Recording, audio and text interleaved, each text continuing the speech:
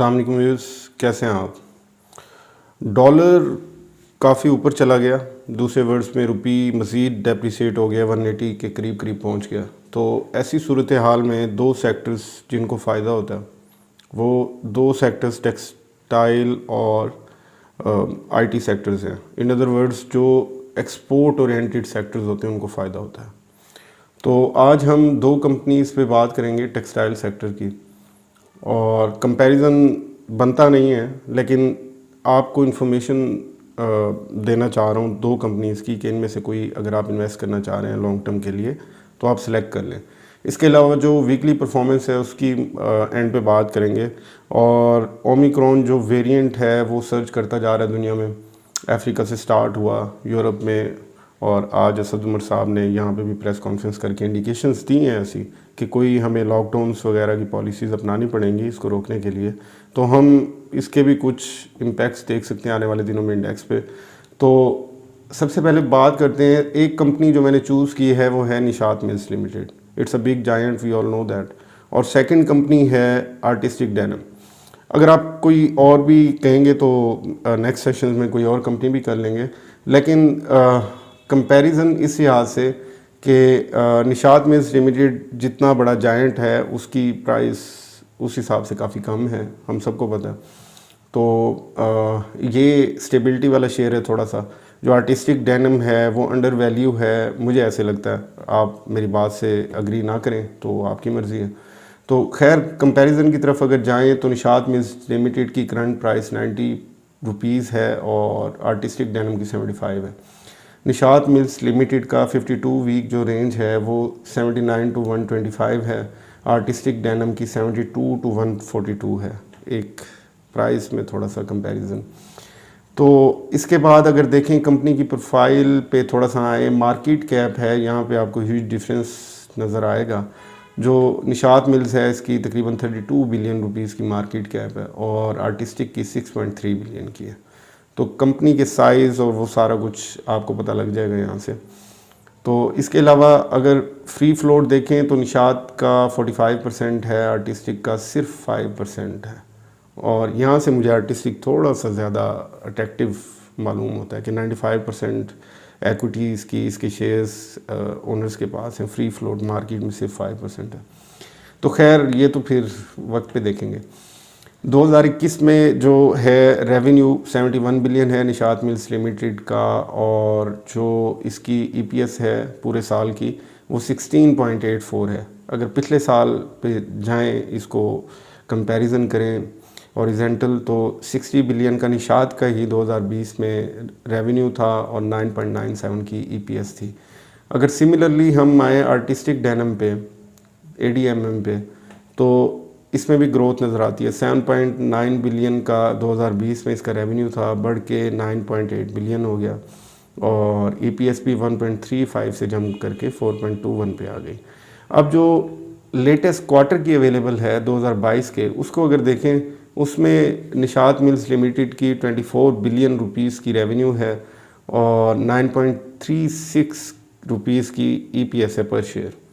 और इसको अगर कंपैरिजन ड्रॉ करें इसका क्वार्टर 1 2021 का, तो क्वार्टर टू क्वार्टर बनता है ना, तो तब 15.9 बिलियन थी, अभी 24 हो गई है। तब ईपीएस 2.69 पर शेयर थी रुपीज़, अभी 9.36 हो गई है।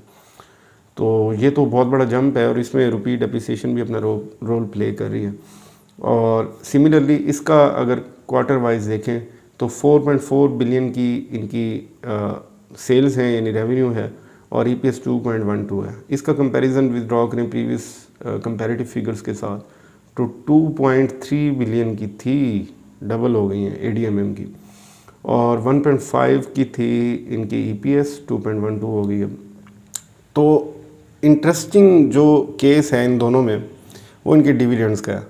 अब बात यह है कि इसके डिविडेंड्स वेरी करते रहे लेकिन 3-4 रुपये तक रहे हैं एडीएमएम के। निशात मिल्स लिमिटेड के काइंड ऑफ फिक्स रहे हैं 4 रुपये, 4.5 रुपये। पिछले कई सालों में हमने 4 रुपये ही देखे, अगर पिछले 3 साल के देखें, इतनी ह्यूज अर्निंग्स के बावजूद। तो आखिरी बार 4-5 साल पहले या 3-4 साल पहले ये 150 के अराउंड अबाउट तब प्रोजेक्शन होती थी कि ये 400-500 रुपये भी क्रॉस कर जाएगा। लेकिन डिविडेंड भी एक फैक्टर होता है ना, बहुत से लोग सिर्फ डिविडेंड्स की वजह से इन्वेस्ट करते हैं।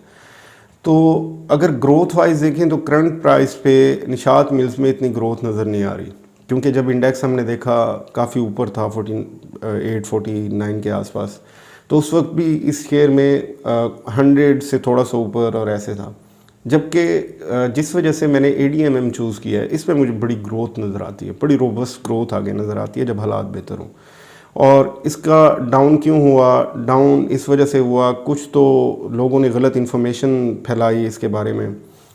लोगों ने बड़ी एक्सपेक्टेशंस रखी कि इसका जो पे आउट आएगा वो इस बार बड़ा ज़बरदस्त आएगा। तो उस बात को अगर साइड पे रख दें, तो उसके अलावा अगर देखें तो डिविडेंड भी कम दिया इस बार। पहले 3 रुपए पिछले 2 साल इससे पीछे दिया, इस बार 2 रुपये कर दिया। हालांकि अर्निंग्स बढ़ रही हैं, सारा कुछ बढ़ रहा है। तो आर्टिस्टिक डेनिम में इसमें अगर मेरी पर्सनल ओपिनियन पूछें तो ये थोड़े से हालात बेहतर हों तो 100+, 120, 110 इस रेंज में आराम से इसे जाना चाहिए। तो अभी 75 का, तो ये बड़ी अच्छी एक अपॉर्चुनिटी है बाइंग की। तो ये तो कंपैरिजन हो गया। अब स्टॉक मार्केट की वीकली परफॉर्मेंस पे बात करें। ब्लड शेड देखा हमने पिछले एक वीक में। उसकी रीज़न क्या थी? लोग एक्सपेक्ट कर रहे थे कि state bank of Pakistan policy rate में, इंटरेस्ट रेट में 0.75 मैक्सिमम इतना, या इससे भी ज़्यादा अनएक्सपेक्टेड थोड़ा सा कर लें तो 1 तक चला जाएगा। लेकिन उन्होंने यानी 100 BPS पॉइंट्स, तो 0.75 to 100 उन्होंने 150 BPS कर दिया। तो उसकी वजह से अब क्योंकि मोस्टली कंपनीज लेवरेज पे चल रही होती हैं, बहुत से लोन्स लिए होते हैं, तो उनके इंटरेस्ट रेट्स जो हैं वो काफ़ी बढ़ने की वजह से उनके एक्सपेंसेस बढ़ जाएंगे, नेट प्रॉफिट्स कम हो जाएंगे, डिविडेंड्स पे इम्पैक्ट आएगा, ग्रोथ पे इम्पैक्ट आएगा। तो इस वजह से लोगों की एक्सपेक्टेशंस हर्ट हुई थोड़ी सी, और मार्केट में बड़ा ज़बरदस्त किस्म का हमने डाउनफॉल देखा पिछले एक वीक में। बैंक्स पे बड़े अच्छे असरात होंगे जब हालात थोड़े बेहतर हों, अभी नहीं नज़र आए हमें जैसे होने चाहिए थे। तो इसके अलावा दूसरी अगर बात करें, इस वीक में करंट अकाउंट डेफिसिट 1.66 बिलियन मज़ीद बढ़ गया है अक्टूबर 2021 में, और पहले GDP का 4.1% था, 4.7% हो गया। तो स्टेट बैंक का यहाँ पे और मिनिस्ट्री ऑफ फाइनेंस का टारगेट था 2 to 3% तक हम रखेंगे, लेकिन उससे ऊपर चला गया। नेगेटिव न्यूज़ की वजह से जो एक जिटरी सेंटीमेंट रहा मार्केट में, और जो ओवरऑल इंडेक्स है उसने तकरीबन इसे एक वीक में 5% लूज़ किया। एवरेज ट्रेडेड वॉल्यूम बढ़ गया, ज़ाहिर है सेलिंग कर रहे थे लोग, ख़ास तौर पे फॉरेनर्स। 8.2% ऊपर गई जो एवरेज ट्रेडेड वॉल्यूम है, 264 मिलियन तक रही। इसके अलावा वीकली इन्फ्लेशन जो है वो 7 मंथ्स हाई को टच कर गई इसे एक वीक में, और वो 18.34% तक है। अभी ऑयल पिछले चंद दिन में ही तकरीबन इंटरनेशनली क्रूड ब्रेंट वगैरह वो डाउन हुए हैं 10 से 12%।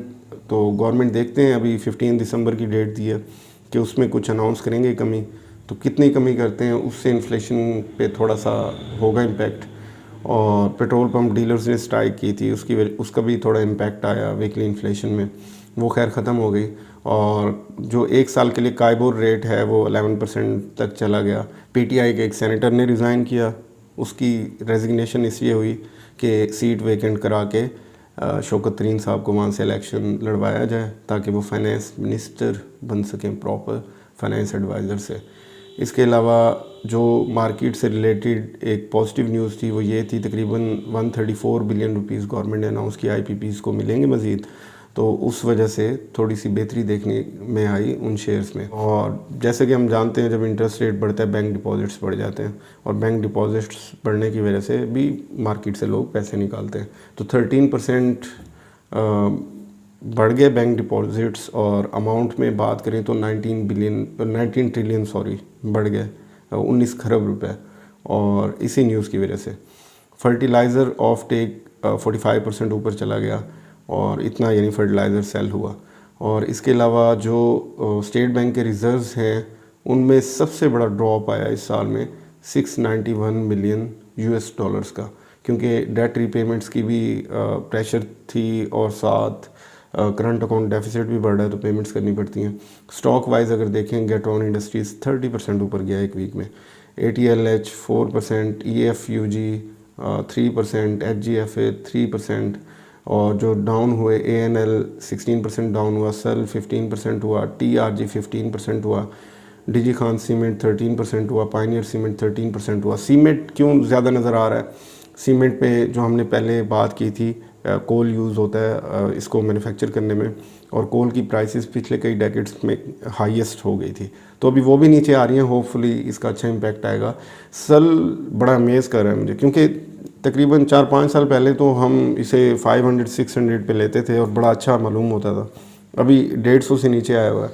तो इस पर कोई सेशन करेंगे कि सल के क्या रीज़न्स हैं और ये क्यों इतना नीचे आ रहा है। तो सबसे बड़ी रीज़न जो हमें पता चली इस वीक में कि क्यों मार्केट डाउन हुई, वो 150 BPS पॉइंट से, और जो एक वाइड स्प्रेड रैम्पेंट सी बात थी कि कितने होंगे, वो 100 BPS थे। तो अगेंस्ट एक्सपेक्टेशंस बढ़ा दी स्टेट बैंक ने। और उसके अलावा दूसरी जो बात करंट अकाउंट डेफिसिट की डिटीरिएट होने की थी, इसे हम ओवरलुक नहीं कर सकते बिल्कुल भी। और अपकमिंग डेज़ में क्रूड ब्रेंट की प्राइसेस 5% तक कुछ दिन पहले डाउन हुई थी, अभी जब मैंने चेक किया तो 10-12% तक डाउन हुई हैं। तो ये एक पॉजिटिव फैक्टर हो सकता है, इससे स्टेट बैंक के रिजर्व्स को भी स्टेबिलिटी मिलेगी, करंट अकाउंट डेफिसिट में भी थोड़ी कमी आ सकती है इससे, क्योंकि हमारी पेमेंट्स कम हो जाएंगी, और जो हमें सऊदी लोन फैसिलिटी मिल रही है उसका भी इम्पैक्ट हो सकता है। और ऑफ कोर्स IMF की स्टाफ लेवल मीटिंग तक जो एग्रीमेंट हो गया पाकिस्तान का, उसका भी अच्छा इम्पैक्ट आ सकता है। लेकिन जो ओमिक्रॉन वेरिएंट है उसकी वजह से पूरी दुनिया की मार्केट्स डाउन हुई हैं, पाकिस्तान पे इसका क्या इम्पैक्ट होगा ये हम आने वाले दिनों में देखेंगे। कि जो बॉडी लैंग्वेज थी असद उमर साहब की, उसमें हमें पैनिक नज़र आ रहा था और हमें लग रहा था लॉकडाउन्स फिर से आ सकते हैं, तो उसका जो इम्पैक्ट है मार्केट, क्योंकि स्टॉक मार्केट एक ओवरऑल फाइनेंशियल हेल्थ को शो करती है किसी भी कंट्री की, तो उस पर फिर इम्पैक्ट आएगा, ज़ाहिर सी बात है। जब हालात ख़राब होते हैं बहुत से लोग इसे अपॉर्चुनिटी के तौर पे भी लेते हैं, क्योंकि बहुत से लोग समझदार होते हैं तो वो कैश रखते हैं हर टाइम, तो वो बड़े खुश होते हैं कि साजगार इंजीनियरिंग 100 से नीचे मिल रहा है,